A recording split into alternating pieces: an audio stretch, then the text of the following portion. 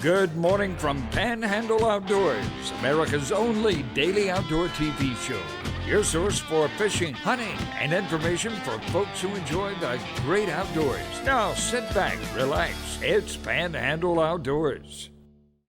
Good morning, folks. Welcome to Panhandle Outdoors. I'm Winston Chester. I'm glad to hear it. And the reason I'm sort of laughing a little bit to start off with, I'm just realizing it's St. Patrick's Day. And I said, wait, Jeff, when is St. Patrick's Day? The 17th. That's today.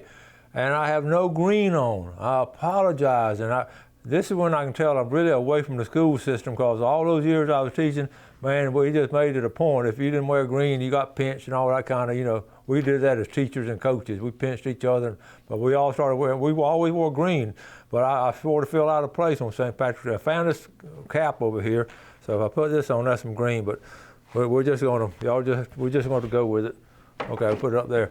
All right, now, let's get started with weather. High today, 78. Weather's just been absolutely beautiful. Saturday, Sunday, Monday. I hope you had a chance to get outdoors and do some things. This is perfect spring weather. Remember, the first day of spring will be March the 20th, which will be this Friday, and looks like we're going to hit it with some open doors and some blooming azaleas, just all kind of great natural looking things going on right now. Lows all the way down to 62. All right, brace yourself. And Gail double checked this last night. I said, honey, that can't be right on the water temperature. 72.7 to be exact. And what had happened, it just jumped up. It just hit one of my and this comes from the same little buoy every day. If I said NOAA reading, we don't do it. It's straight from NOAA on their website. So 72 degrees. So, the spring migration has begun on all of our fish coming in. So be aware of that. Our river readings, good news on Apalachicola at Bluntstown. It's all the way down to right at 19.9 and still falling a little bit. We were down over the weekend at Howard Creek, and there's just a lot of water up there. And one thing too, let me go and mention this while we're talking about, it didn't get as high as it did a couple years ago, but it got really high. But again, it goes way out. What we don't realize until you actually go there and see it, it'll go out for like miles and a couple of miles and all, just out in all that flat land. And that's where it really sort of replenishes and renourishes a lot of the soil. That floodplain goes up and down like that, and that old mud and all is good. But the water gets really swift out there, so in those holes and all where it just sort of pours through. So, especially side the road, and I just looked at it. I just stopped along the road and looked at it, where it's just rushing through the culverts. Like 3 miles from Howard Creek Landing, it's rushing through a culvert. And just wouldn't think that would happen. But anyway, just want to share that with you. Choctaw, Caryville, 9.1, it's leveling out. It's going to be, I'm thinking this weekend on the Choctaw River is going to be really good fishing. Our tide chart, take a look at it. Today is March the 17th. Great tides today. Be low this morning at 3 a.m. and high at 4:15. That's a pretty easy number to remember. That's it. Okay, coming in all day long. Now, marine forecast will be south at about 8 to 9. Let's take a break. We'll be right back. All right, welcome back. Hope you're going to have a great St. Patrick's Day today. We got a lot of pictures that we sort of filtered in and came in, and appreciate y'all sending them to us, and we picked some up off of our Facebook page. This is Tess Randall Jolly. We've shown her before. What she was talking about on this is really not necessarily the animals here, but the grass, and they planted wheat, okay, and this is clover, wheat and clover together, and the birds and all the deer, and they just all love that. So that's a great picture, but look at that green food for the animals. So good job there. All right, Ronnie, this is Trey Groom, this is Ronnie's grandson. And hey, this is a 8.6 pound on Deer Point. That is a big bass. We talked about this Deer Point bass fishing. It's just been really good lately. Good job, Trey Groom. Just asking, this is funny now. If we'll get quarantined for 14 days, do the game wardens have to stay home too? Asking for a friend. I've seen some hilarious posts on this. We'll pass them on to you, most of them. One of my former students, Trevor Benton, Ariana, his wife Ariana, and they're fishing in Greenhead, live up that way. And just this is what it's all about. Up at Grassy Pond, we had a fun day on the pond yesterday afternoon. All right, they always got pretty smiles. And look at here, who caught the big fish. Good job. Does that not look relaxing and fun thing to do? And of course, We got to let Trevor hold one too. I don't know if he caught it or his wife let him hold it. Good job. Glad you enjoyed it. Listen, Mike McGraw is an excellent fisherman, and he keeps us posted on a lot of things. And he said, now this coming straight from Mike, sheephead are not here yet. The weather's way ahead. He went up in the bay to check some staging spots. Bridges hold some staging fish, very slow but quality fish. Those big congregation fish might be in a couple of weeks, who knows? But you know, he did catch just a couple, but that's not a lot for him. So he just hadn't been a banner year on sheephead from what everybody's saying. All right, Brian Revere, principal at Vernon. This past weekend. The youth weekend was a success. This cobber came through at daybreak, and anyway, got him with 20 gauge and full strut. I got to see all of it. Proud daddy. So he took his daughter out. Good job there. Brian Revere, and always active in the outdoors. And here she is right here. Great picture. That'll be a framer. And then always looking at the spurs to tell the age and the size of the. That's what we call the spurs right there. You can see where in her hand right there. That's a lot of times the bollards look. Johnny Sullivan. Johnny, listen now, the top water bite was hot this morning. Lots of action, a few keepers. He went fishing with some, and he gets. John is a really good fisherman. He fishes a lot, but this past weekend, we're going to go about it later, there was a redfish tournament. Here he is right here. Little boy doing good. Good picture there. Okay, this is toilet paper seeds already sprouting while supplies last $4 each. I've laughed at some of these things. Billy Grantham, telling what's going on up there in Jackson County.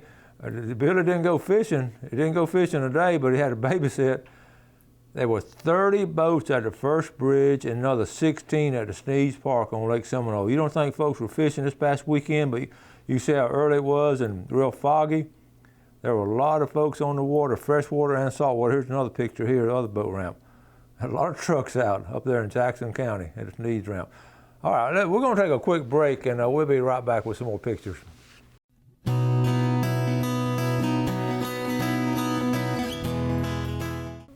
Okay, welcome back. This past Saturday, the Emerald Coast Redfish Circuit had a big tournament over there in the East Bay, and I was planning on going, but Wendy was coming into town. I was waiting for her to get to the house, and as a parent, I don't care what age your child is, you ought to be home when your child comes in, no matter what age they are.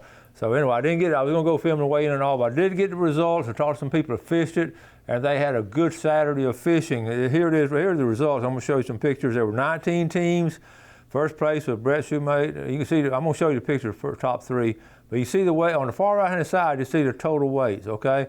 And it goes on down 7 pounds. You can see, now, listen, y'all can go. I'd encourage y'all, the last 3 or 4 people, they just didn't catch a fish. And we've all been in that boat before. Well, we hadn't caught a fish, but some of them just weighed in 1 fish. So anyway, here's the pictures here. I want to congratulate that club on doing it. And here's David Bender, Brett Shoemate. And David Bender got first place. And David was just tickled with that. That's the first time he's been back on the water in a while. That's 2 nice redfish that got weighed in. Then second place, Ken Cube and Neil Modlin. And nice job right there, fellas. And then the third place, how about old Braden Harris and Joe Myers? Check it out. Braden is one of the youngest ones fishing in it. He's got third place out of all those good ones. So Joe was a good fisherman. That's a good team, right? That's 3 good teams. I know all of those boys, and they all do a good job there. So okay. So anyway, here's the rest of their schedule. This past Saturday, they were in Panama City on April the 25th in the bar. And then Destin and Panama City, Pensacola, and then going to have the championship to be determined. But I like that. That's hitting about 4 or 5 good locations right there. Emerald Coast Redfish Circuit. I would encourage you to fish that if you want to get a taste of tournament fishing. It's a lot of local people and all, and I would encourage you to check it out. You can go online there. Okay, I got some more pictures. How about some bass fishing with David Bird with his wife Becky, and they were fighting the virus and went out and caught a nice mess of fish. All right, turkey season. Okay, here it is. Y'all recognize Stan Kirkland. There's a youth turkey hunt this past weekend. I got several pictures, and if a young person is going to go with somebody, Stan Kirkland would be a good man to go with, because he is a veteran at calling in those turkeys. Like a big old smile, and that's a good job there. That's Uncle Stan. So that is obviously Stan's one of his nephews. Might be one of his adopted nephews. Let's talk a minute about the Panhandle. How much interest in this? The Panhandle fishing, kayak fishing, Panama City Kayak Fishing Association. If you're interested in this, check it out. Check with Brad Stevens. But now again, this is a good setup. You got Deer Point Lake. I think next tournament be in Merritt's Mill Pond, which is a beautiful place up in Mariana. Then how about over in Defuniak at Holly Lake over there? That's a great place to go. And then how about in August coming down to Choctahatchee, putting in at Ebro? That's a great place. And what about on September 19th going up to Ochese Pond, up near Grand Ridge, and then finish up Deer Point? That are some great locations here in Florida Panhandle to go on that kayak fishing bass trail. I would encourage you to check that out. That's going to be a lot of fun. I love the different locations throughout the Panhandle, and that's some classic stops right there. And then on the last one, November 14th, they're going to do like a Toys for Tot tournament, and that money will go buy toys for Tot. So what a great situation there. Good job with that. Okay, I got some, let's see, Forrest Massey. Forrest Massey wanted to share my catch of the day with you. We went out of Carabel. Now, we've been telling about Carabel, and this big red was chasing bait near Dog Island. Caught him on a pink shine gulp. Weighed nearly 6 pounds. Folks, that would have been first place in the tournament over here. Measured 24 inches. I invited him to dinner, and was so happy he accepted. Reds are running pretty good during the tide changes, and that's a good picture. Here's another picture of it right here. No, better shot of the redfish. And look, you can see up in the top left-hand corner, you can see the bait that he got right there. Okay, and let me see. Let's show one more turkey one. Garrett Calhoun. This is his little brother. Little man got his first gobbler this morning. I think it's safe to say he's hooked, and I have a turkey hunting partner for life. That's some classic pictures right there. Good picture up in the woods up in Calhoun County. Good shots there. Good job, Garrett. Okay. All right, now I want to mention, I don't know if y'all having these Carpenter bees. They just started swarming in. They do it every spring. They started swarming in, and I wrote some notes on them. They come in, they get into the wood, obviously the Carpenter bees, and every year we talk about it on the show, and they're aggravating. I don't mind insects and all, but when they start drilling in holes that are your 2x6s and 2x4s, you built things with, and they can do some serious damage. I want to look up some pictures. Okay, look, here's a Carpenter. Here's what it looks like. They're like 300 different species and all, whatever, but there's one of them called a Southport species that comes to my house every year. It comes in the springtime, and this is when it goes through the wood now, what they're going to do is try to get up there and lay some eggs, all right? And this is kind of damage. Remember, I brought a piece of wood last year for my house. Now, this is not for my house, but this is what they'll do. They'll make a tunnel, and they'll turn at angles, but then they make like little cells, okay? And that's where they'll sort of lay the eggs in a cell. Ain't that crazy? And they'll tunnel through everything. And their jaws and their teeth. This is the biggest one, the biggest species on the left there, and then the top right-hand corner, the smallest species of the Carpenter bees. I got the one on the left, the big ugly one. That's the one that comes to my house every spring. But they can really cut through a lot. And so I looked up how to get rid of them. Now I got a tickle. This scare bees with noise. I hollered at them. Okay, number one, scare them with a noise. Place a loud radio speaker. That's just too much trouble right there. Okay. Number two, repel with a citrus oil. Again, that's just too much trouble. Number three, apply boric acid, natural insecticide as an insect duster. That's just too much work right there. Use traps. This is what I do. You just set the trap up, and it can reduce the Carpenter bee population. It can reduce it. It will not get rid of them. I put mine up Saturday morning, and Saturday afternoon I had 3 in there. And because that's how many are coming in there. So I know we've talked about it. I say we, some of my viewers, and have talked about it with me. any kind of wood you have around the house. I'll tell you what they really get into are the pole barns now. We have so many pole barns, and pole barns are so popular, and just they're so, you know, because they're popular because they're so, they can use so many things with them, put them, and so I've always had pole barns, not always, the last 10 years I've had one until the hurricane blew it down. But now we rebuild and everything, but they still get in it, and they really can do some damage. They'll come in the springtime, they'll stay all summer. A carpenter bee can live up to 3 years, and what do you think they're going to come back to?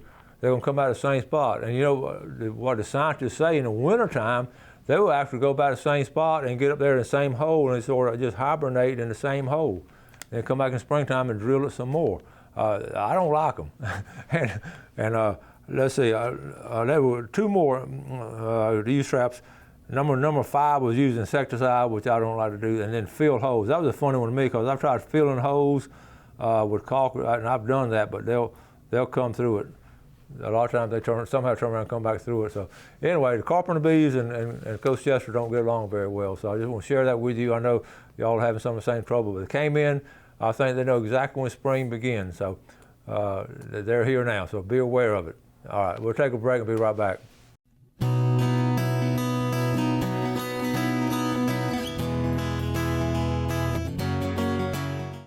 Okay, welcome back. Glad you're with us this morning. The last segment here on Panhandle Outdoors. Got a big week planned, and tomorrow our guest will be Paul Winterman. He and his wife are back from their wildlife photography and nature photography. They go out there for months out west, and they go on location, and they'll spend the night, they'll sleep in different places, and they're professional photographers. And they're going to come on the show tomorrow, show some of their pictures and tell about some of their adventures they've had. I've showed you some of the pictures when they sent them back, and then they're going to give you some hints on how to do wildlife photography, even on the small scale that some of us do it on. So looking forward to having our guest on tomorrow. Isn't it amazing how the outdoors just is so many things you can do under that big umbrella of outdoors? And I guess that's why we can do a show every morning. Pompano, first surf fishing attempt of the year. How about Mike McGraw here, and caught it just after sunset. It ran in and sideways and slightly tangled another line, so it was really dark when I took the photo. Good job though. Here's the Pompano report, because I'm planning on going if you wake up one morning, turn the show on, and just a little blank says Fox 28. Well, Coach Chester, he's fishing this morning, so I'm getting the urge big time to go. But the Pompano report, talked to several people. The initial scout, what we call the scouts, they're in right now. They're coming around, and they're in places where you'd expect them, and you catching them at times like that. The big wave, again, it's still another week or 2 or 3 away from the big wave coming in here, and really just exploding on the shore like we like to do. Also, I do want to mention one spot. I was down there over the weekend and talked to folks at Blue Water Outriggers, and they're catching some redfish on a regular basis right behind Blue Water. You can fish from the shore there, about where the old dock used to be. They're catching a lot of redfish there. That's deep water there. Redfish come running in there. You can go there any time of the day and night. People are fishing for redfish. So if you don't have a boat, just want to go do some quick fishing, that's a good place to go. You can just drive down there and jump out there and do it. Stop by Blue Water, get what you need, and you're 50 yards from the fishing. Speaking of Blue Water, let's go and do our fishing game times for today. We're looking at today from 7:49 to 9:49, and then tonight from 8:15 to 10:15. And I wanted to, if I can find it here, I may not be able to, let's see. Okay, this report, Joe Myers and fished the tournament. I just wanted to, okay, he and Braden right here, but I just want you to read what he said. Not a bad start to the Emerald Coast Redfish Circuit. Now I want you to listen to this.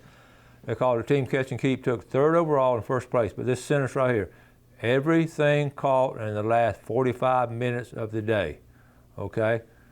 Now what I wanted to share with you, I'm looking at the times on here, and that sort of coincides. So here's got 2 really good fishermen fishing all day, and then all day to about 3 o'clock anyway, when the weigh-in was. And the last 45 minutes is that's when they got their money fish right there. So I want to encourage you as an outdoorsman, as a fisherman, don't get out there and just an hour or 2, they're not biting today, and leave. And we've all been guilty of that. So anyway, let's move on. I put this together with all the uproar and safety precautions that we're taking now with the coronavirus. when social distancing is becoming a popular word, and like we said last 2 weeks, outdoorsmen, we're sort of social distancing, we get outdoors anyway, away from people. So I wrote down 10, how I do 10 things, I may not get all of them in it. 10 things to do for our social distancing for the outdoorsmen during the coronavirus outbreak. And number one, get your boat ready. I'm gonna have my boatman on either this week or next week and talking about getting a boat ready. But really what I wanna do is get my rigging, my flounder rigging put together and be ready to go. I've seen 2 or 3 different guys showing some flounder that they've gigged. Now not a lot, I'm talking about on 2 or 3 in the whole circuit. And some people are just starting to gig a little bit now as they've come back in. I've seen a couple of nice catches. Number 2, how about plant? You plant a garden, plant your food plot, plant flowers, plant wildflowers, just planting. You can do that by yourself, and I do that by myself. But plant a garden, especially these raised gardens now really are really popular, and they make a lot of sense, okay? Number 3, hiking and walking. We've talked about that a lot before. The hiking and walking, so many different places. Just get out in the woods, at these, I always mention Terrell State Park and all kind of places. Get out and walk. Even if you walk around the neighborhood, you're going to be sort of social distancing and you're getting outdoors. Number 4, canoeing and kayaking. Now, is that not a solo situation? Get out there. Even got people with you a long way from them. I mean, this is an ideal situation while we're going through this crisis here in the world, in America and here locally, to do these kind of things. Stay active physically and mentally, and yet you're socially distancing yourself. That was number 4. Number 5, I'm gonna do 10, but I'm gonna stop today at 5 because I'm running out of time. At number 5, one of my favorite things is surf fish. Do you ever see surf fishermen, like 5 or 6 of them right up close together? No, they're spread out. I always use the football field length. I spread out at least 100 yards, and usually more in the places I go. So and we're gonna talk about this more day after tomorrow. We've got Paul coming in tomorrow. Y'all have a great day. Enjoy the great outdoors. Always do something good for your fellow man, and God bless.